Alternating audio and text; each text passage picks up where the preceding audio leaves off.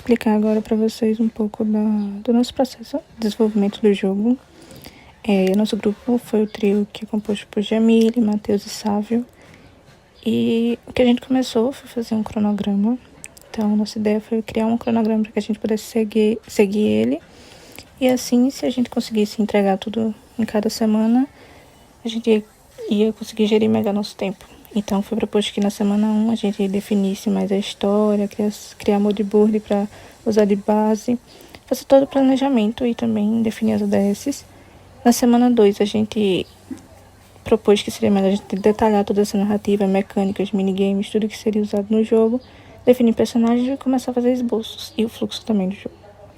Na semana 3, a gente começaria a testar essas ideias no GB Studio, implementar a jogabilidade para ver se dava certo, criar cenas, mapas e começar a fazer testes e correções.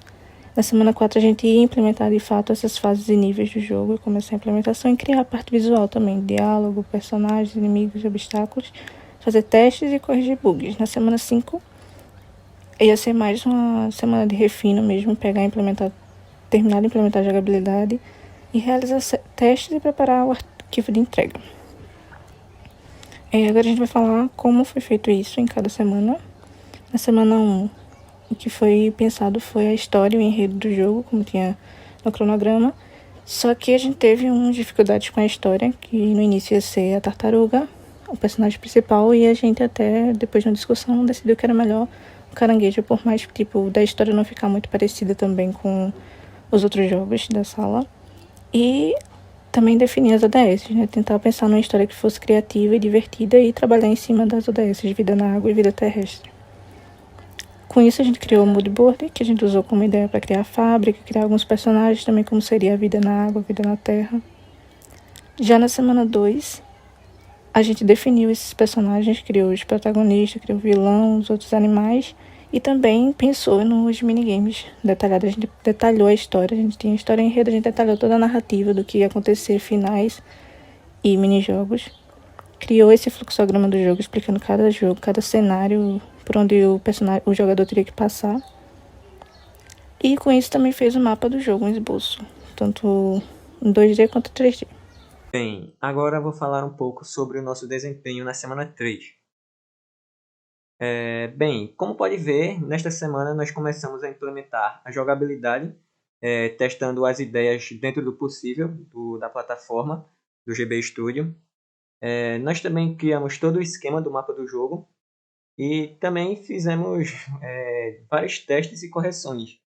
E também vale lembrar que nessa semana também nós concluímos todo o desenvolvimento dos nossos protagonistas e também dos antagonistas do jogo, que são os personagens, né? Aqui está o mapa que foi citado anteriormente, o protótipo do mapa, na verdade, né? Bom, aqui está um dos testes de ideia para jogabilidade, que foi o boomerang. Aqui foi concluído a ideia do minigame da Muga, que é a tartaruga. Também foi concluído o minigame das topeiras, o minigame do Futum, o rato, o minigame do Haku também, e o minigame do Jaré, que é o jacaré, que foi concluído. Como pode ver, os sprites ainda não tinham sido desenvolvidos nessa semana, mas é isso. Dentro do cronograma foi tudo ok, como pode ver agora. Que foi começar a implementar a jogabilidade, criação das cenas e o mapa do jogo. Também foram feitos, claro, as correções e testes. Sobre a quarta semana, agora. Nessa quarta semana, nós implementamos fases e níveis do jogo. No caso, nós completamos alguns dos minigames que tinham sido citados anteriormente, no caso. Foi também feito criação dos diálogos entre os personagens. Nós também começamos nessa semana a criação dos sprites. Não só dos personagens, mas também de alguns outros elementos do jogo. E também, claro, nessa semana nós também fizemos vários testes e correções de bugs. Aqui, como pode-se ver, estão alguns dos sprites de personagens.